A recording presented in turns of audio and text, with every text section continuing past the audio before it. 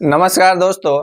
भारत निर्वाचन आयोग द्वारा बिहार में मतदाता सूची विशेष गहन पुनर्निरीक्षण 2025 के तहत एक अभियान चलाया जा रहा है। दोस्तों, यह अभियान इसलिए चलाया जा रहा है कि एक ही व्यक्ति के वोटर लिस्ट में 2-3 जगह नाम है। दोस्तों, इस वजह से ना वोट गिराते वक्त वह व्यक्ति 2-3 जगह वोट गिरा देता है। इससे बहुत ही परेशानियां आ जाती है। या किसी व्यक्ति का नाम वोटर लिस्ट में बिहार में है, लेकिन वह व्यक्ति दूसरे राज्य में रहता है, जैसे उत्तर प्रदेश हो गया, एमपी हो गया, पंजाब हो गया, इस तरह से दूसरे राज्य में रहता है। तो दोस्तों, उसका नाम वोटर लिस्ट में से हटा देना है इस अभियान के तहत। तो दोस्तों, ये सारी परेशानियां हैं। जिनका भी वोटर लिस्ट में नाम में गलत है, डेट ऑफ बर्थ गलत है, पिताजी के नाम गलत है, पति का नाम गलत है, दोस्तों इस अभियान के तहत सारी जानकारी को सुधार कर दिया जाएगा, ताकि उनके वोट गिराने से लेकर डॉक्यूमेंट में कोई भी गलती न रहे। तो दोस्तों, यह अभियान इसलिए चलाया जा रहा है। तो दोस्तों, आज हम इस वीडियो के माध्यम से बतलाएंगे कि जो इसका फॉर्म है, इन्यूमरेशन लेटर जो फॉर्म है, इस फॉर्म को कैसे जमा करना है, कौन कौन से डॉक्यूमेंट लगेगा और कहाँ जमा करना है। दोस्तों, सारी जानकारी इस वीडियो के माध्यम से हमने कवर किया है। वीडियो को शुरू से अंत तक देखिएगा। वीडियो अच्छी लगेगी तो वीडियो को एक लाइक कीजिएगा, चैनल को सब्सक्राइब कीजिएगा। तो चलिए वीडियो को शुरू करते हैं। दोस्तों, यहाँ पे सबसे पहले क्रोम ब्राउजर में आ जाना है और यहाँ पे सर्च करना है voters.eci.gov.in। दोस्तों, इस वेबसाइट का लिंक हम डिस्क्रिप्शन में दे देंगे, ताकि आप उस लिंक पर क्लिक करके इसके ऑफिशियल वेबसाइट पर आ जाइएगा। दोस्तों, लिंक पर क्लिक करने के बाद भारत निर्वाचन आयोग द्वारा बिहार में मतदाता सूची विशेष गहन पुनर्निरीक्षण अभियान 2025 शुरू, कोई योग्य मतदाता छूटे न। तो दोस्तों, यहाँ पे एक ऐसा पेज खुलेगा, संवैधानिक नियमों के अनुरूप सरल और सहज प्रक्रिया है। दोस्तों, भारत का नागरिक होना चाहिए, 18 वर्ष से उसका उम्र अधिक होना चाहिए, जिस क्षेत्र में रहता है उस क्षेत्र का वह निवासी होना चाहिए। दोस्तों, यहाँ पे बीएलओ क्या करेंगे यह लिखा हुआ है, आपको क्या करना है। दोस्तों, गणना जो प्रपत्र की 2 प्रतियां को भरना है। यहाँ से जो फॉर्म डाउनलोड करेंगे इन्यूमरेशन लेटर, उसे भरना है और जरूरी जो दस्तावेज होगा उसे अटैच करना है और उसके बाद बीएलओ को जमा करना है। दोस्तों, यहाँ पे जानकारी सब है। उसके बाद यहाँ पर कब से कब तक यह प्रक्रिया जारी रहेगा, तो यहाँ पर महत्वपूर्ण तारीख है, गणना प्रपत्र को अवधि 25 जून से 26 जुलाई 2025 तक भरना है। जो इन्यूमरेशन लेटर है उसको आपको 25 जून से 26 जुलाई तक इसको भर देना है और दस्तावेज को लगाकर बीएलओ को पास जमा कर देना है। बीएलओ कहाँ पर आता है, तो दोस्तों बीएलओ आपको ब्लॉक में मिलेगा, नहीं तो आपको पंचायत भवन में मिलेगा। तो वहां पे आपको पता कर लेना है कि आपका बीएलओ कहाँ पर बैठता है। तो ड्राफ्ट कर देगा और अपने डाटा पर चढ़ा देगा।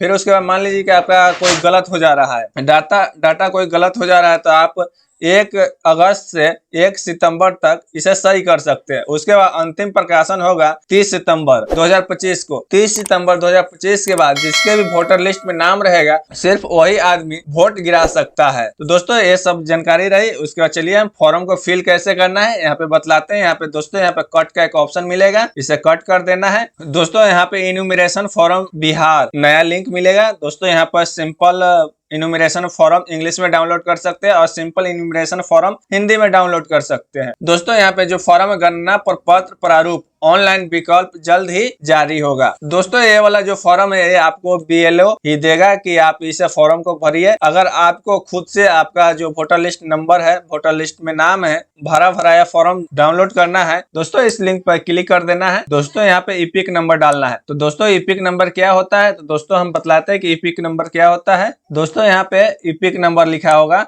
आपका। दोस्तों, यहाँ पे हमारा देख सकते हैं कि AZC करके एक ईपिक नंबर होगा। दोस्तों, आपको में KVD करके भी हो सकता है, BR/ करके भी आपका ईपिक नंबर हो सकता है अगर पुराना वाला है तो। दोस्तों, यहाँ पे ईपिक नंबर जो होगा उसे डाल देंगे और उसके बाद यहाँ पे जो चालू मोबाइल नंबर होगा, चालू मोबाइल नंबर डाल देंगे और जो कैप्चा होगा, कैप्चा को यहाँ फिल कर देंगे और रिक्वेस्ट OTP पर क्लिक कर देंगे। दोस्तों, उसके बाद आपके मोबाइल पर OTP जाएगा, उस OTP को यहाँ पे डालकर वेरीफाई कर लेना है। दोस्तों, जैसे ही वेरीफाई कीजिएगा, एक फॉर्म डाउनलोड हो जाएगा। तो चलिए कौन सा फॉर्म डाउनलोड होगा बतलाते हैं। तो दोस्तों इस प्रकार का एक फॉर्म डाउनलोड हो जाएगा। दोस्तों यहाँ पे एक फॉर्म डाउनलोड हो जाएगा, गणना प्रपत्र प्रारूप। दोस्तों यहाँ पे जिसके नाम से आपका वोटर ID कार्ड होगा और नाम यहाँ पे शो करेगा और उसका यहाँ पे इपिक नंबर शो करेगा। दोस्तों यहाँ पे पता लिखना है, यानी कि एड्रेस लिखना है। तो एड्रेस कैसे लिखना है दोस्तों, यहाँ पे पहले ग्राम लिखेंगे, जो आपका ग्राम का नाम होगा। दोस्तों इस प्रकार से ग्राम लिख देंगे, फिर उसका स्लैश देंगे, उसके बाद जो आपके गांव का नाम होगा वो लिख देंगे, फिर उसका कॉमा देंगे। पहले यहाँ पर पोस्ट लिखेंगे, फिर उसका जो पोस्ट का नाम होगा पोस्ट लिख देंगे, फिर उसके बाद कॉमा देंगे, जो पुलिस स्टेशन होगा उसे यहाँ पर लिख देना है। इस प्रकार से आपको फॉर्म को फिल कर देना है एड्रेस में। दोस्तों यहाँ पे क्रमांक नंबर ऑटोमेटिक रहेगा, पहले से फिल हुआ रहेगा, उसके बाद भाग संख्या भी रहेगा। जहाँ पे आप वोट गिराते हैं, वोट गिराने जाते होइएगा, उस बूथ का नाम रहेगा दोस्तों यहाँ पर। दोस्तों यहाँ पर विधानसभा का नाम रहेगा और नंबर रहेगा और राज्य का नाम रहेगा। दोस्तों यहाँ में बहुत से लोग कंफ्यूज हो रहे हैं कि फोटो कैसे चिपकाना है। फोटो यहाँ पर फोटो आपको सफेद बैकग्राउंड के साथ लगाना है, आपको अहस्ताक्षरित, यानी कि आपका जो फोटो होगा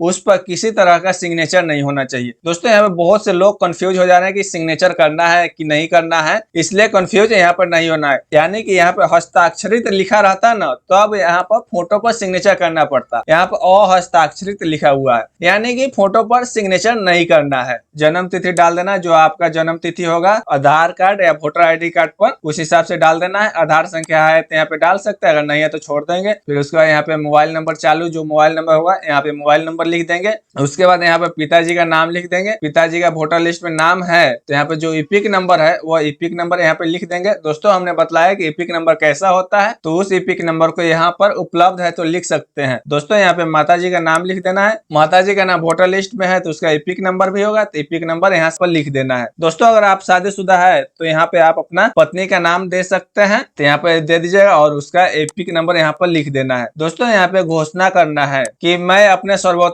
ज्ञान और विश्वास से घोषणा करता हूं कि मैं 18 वर्ष से अधिक का हूं, उपयुक्त पते का साधारण निवासी हूं और भारत का नागरिक हूं। दोस्तों यहाँ पे ब्रैकेट में कह रहा है कि किसी एक को चिन्हित करे।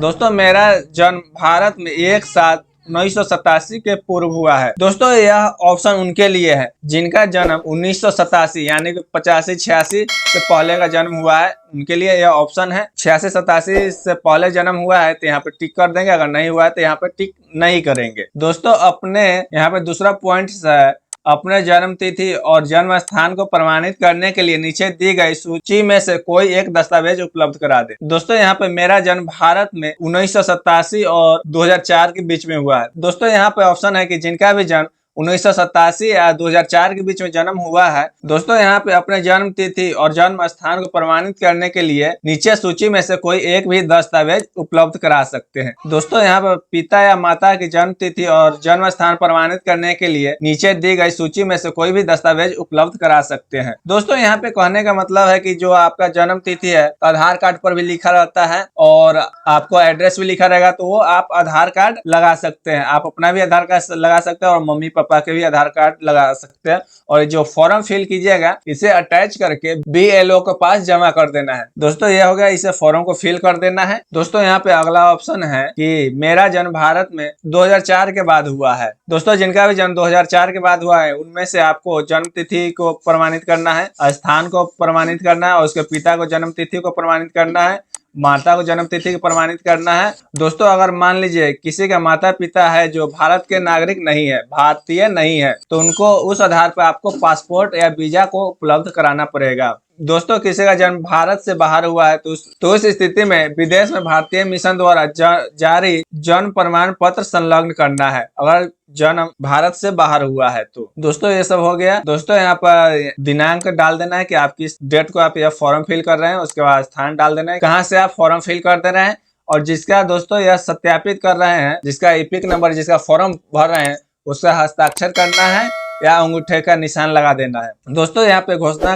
करना है कि घोषणा के समर्थन में प्रस्तुत किए जाने वाले दस्तावेजों की सांकेतिक सूची यदि उल्लेखित हो तो स्वयं माता और पिता के लिए अलग अलग स्व प्रमाणित प्रस्तुत किए जाने हैं। 2003 के आधार पर बिहार निर्वाचन नामावली का उदाहरण उपयोग किया गया हो, अपने आप में पर्याप्त दस्तावेज माना जाएगा। अगर पेंशन मिलता है, दोस्तों यहाँ पे पेंशन तो बहुत लोगों को मिलता है, वहां पर जो रिसिप्ट होगा, कोई भी रिसिप्ट वो दे सकते हैं। यहाँ पे बैंक का पासबुक लगा सकते हैं दोस्तों। उसके बाद जन्म प्रमाण पत्र लगा सकते हैं, पासपोर्ट लगा सकते हैं दोस्तों। यहाँ पे बहुत से ऑप्शन है, तो आपके पास जो जो चीज होगा वो चीज लगा सकते हैं दोस्तों। यहाँ पे मैट्रिकुलेशन का मार्कशीट भी लगा सकते हैं कि आपका जन्म 2004 के बाद हुआ है, तो मैट्रिकुलेशन में जो मैट्रिक का मार्कशीट या सर्टिफिकेट रहता है तो उस पर डेट ऑफ बर्थ रहता है, तो उसे आप लगा सकते हैं यहाँ पर। उसके बाद आप निवास प्रमाण पत्र यानी आवासीय प्रमाण पत्र लगा सकते हैं दोस्तों। ये सब दस्तावेज आप आसानी से उपलब्ध करा सकते हैं। उसके बाद वन अधिकारी प्रमाण पत्र है तो लगा सकते हैं, नहीं तो इसे छोड़ दें, कोई दिक्कत नहीं है। फिर उसके बाद ओबीसी SC ST का कोई जाति प्रमाण पत्र है वो भी लगा सकते हैं यहाँ पर राष्ट्रीय नागरिक रजिस्टर अगर उपलब्ध है तो लगा सकते हैं, नहीं है तो कोई दिक्कत नहीं है। राज्य स्थानीय प्राधिकारों द्वारा तैयार किया गया पारिवारिक रजिस्टर दोस्तों, इसे भी लगा सकते हैं। सरकार की कोई भी भूमि का मकान आवंटन प्रमाण पत्र दोस्तों, ये सब जानकारी है, ये सब डॉक्यूमेंट्स है दोस्तों। यहाँ पे 2-3 डॉक्यूमेंट लगा सकते हैं। मुख्य डॉक्यूमेंट लगा सकते हैं कि आपके अगर आपका पिताजी का है तो 1987 से पहले का जो जन्म हुआ है तो उस स्थिति में आप पिताजी का वोटर ID कार्ड लगा दीजिएगा। अगर 1987 से 2004 के बीच में आपका जन्म हुआ है तो उस स्थिति में आप मैट्रिक का मार्कशीट लगा सकते हैं, मैट्रिक का मार्कशीट, आवासीय लगा सकते हैं और आधार कार्ड, 3 डॉक्यूमेंट लगा सकते हैं दोस्तों। और SC ST का जो सर्टिफिकेट है, ये सारे डॉक्यूमेंट लगाकर इस फॉर्म को फिल करके आपको ब्लॉक में या पंचायत में जहां पर BLO साहब बैठते हैं वहां पे जमा कर देना है। तो दोस्तों आप इस प्रकार से बिहार में मतदाता सूची विशेष गहन पुनर्निरीक्षण अभियान 2025 का जो फॉर्म है वो इस प्रकार से फिल कर सकते हैं दोस्तों। आशा करता हूं कि ये वीडियो आपको अच्छी लगी होगी। वीडियो अच्छी लगी तो वीडियो को लाइक करें, चैनल को सब्सक्राइब करें। मिलते हैं एक और नेक्स्ट वीडियो में। जब तक जय हिंद, जय भारत।